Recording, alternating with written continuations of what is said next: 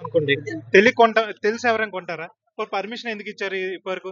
Metres ఉన్నాయి చాలా మందికి. మీటర్స్ ఎలా వచ్చాయి పర్మిషన్ లేకుండా? ఎఫ్టీఎల్ పాపం అతను 2 years నుంచి ఉంటున్నారు. అతను మీటర్ ఉంది, అన్ని ఉన్నాయి. ఎందుకు ఇవన్నీ పర్మిషన్స్ ఇవ్వకుండా ఇవన్నీ చేయడం? ఇంత పెట్టి కొనుక్కున్నాం ఆల్రెడీ. మేము చూడండి లోపల ఆల్మోస్ట్ వర్క్ అంతా అయ్యింది. ఎంత సమయం ఇచ్చారు సార్? మీకు ఏమైనా టైం ఇచ్చారు? ఏం సమయం ఇవ్వలేదు. మార్కింగ్ చేశారు, డిమాలిష్ చేస్తున్నాం అని చెప్పారు. మార్నింగ్ అయితే ఓన్లీ 6 మార్కింగ్ చేసాం, ఈ బఫర్ లో ఉన్నాయి, సో ఇవైతే ఏం లేవని చెప్పారు. ఇన్ఫర్మేషన్ వచ్చింది తర్వాత తెలిసిగానే స్టార్ట్ చేయండి, డెమాలిష్ ఇవి కూడా చేయండి అని చెప్పారు. సో ఇంత సడన్ గా డెమాలిష్ చేస్తే ఒక్క 1 hour 2 hours లో ఎలాగండి సాంబార్లు అని పోతాయి? మీరు ఎప్పుడు ఇంట్లోకి రావాలనుకున్నారు? ఆల్మోస్ట్ అయిపోయింది సార్, ఇంకా ఒక 10% ఉంది. మేము 2 months లో ఇంకా ప్లాన్ చేస్తున్నాం రావడానికి. హైడ్రా తీసుకున్న చర్యలు మీరు గత 2 నెలల నుంచి కూడా not at all favourable sir. మాకు అసలు ఫేవర్ ఎందుకంటే మేము ఏంటంటే మా దగ్గర ఇన్ని కోట్లు లేవు, ఇన్ని లేవు, ఏదో సామాన్యంగా బతుకుతున్నాం, లోన్లు తీసుకొని కట్టుకున్నవి.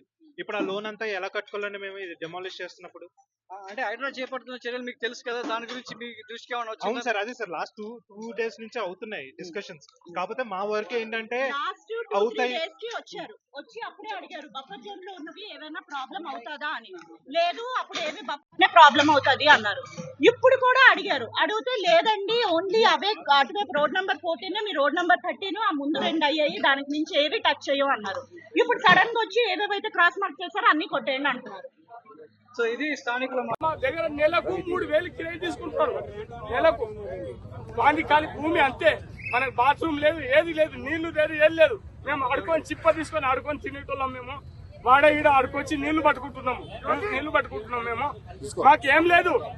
ఆయన ఉడిచే కిరాయి 3,000 తీసుకుంటున్నాడు. కరెంట్ బిల్లు ఉడిచే కిరాయి 3,000 తీసుకుంటున్నారు. కట్టుకున్న ఓనరు 3,000 తీసుకుంటున్నాడు. మాకు దీంట్లో ఏమున్నది చెప్పండి. మీరు సడన్ గా వచ్చి మీరు కూలా కొడితే మేము ఎంత బతకాలి?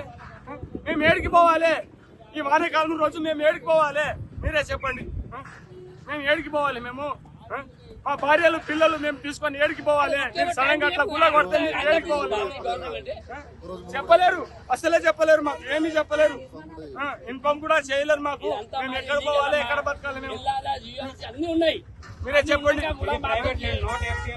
మేము ఎక్కడికి పోవాలి, ఏడా బతకాలి? మీరే డిమాండ్ చేయడానికి దమ్ము లేదు. అది మొత్తం ఎఫ్టీఎల్ లో ఉంది.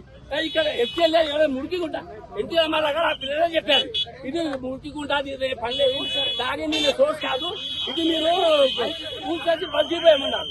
అవి చిన్న రోడ్లు బస్సులు రావు సార్ అని చెప్తే డ్రాప్ చేస్తున్నారు. ఇది మా గరీబ్ వాళ్ళే కాదు.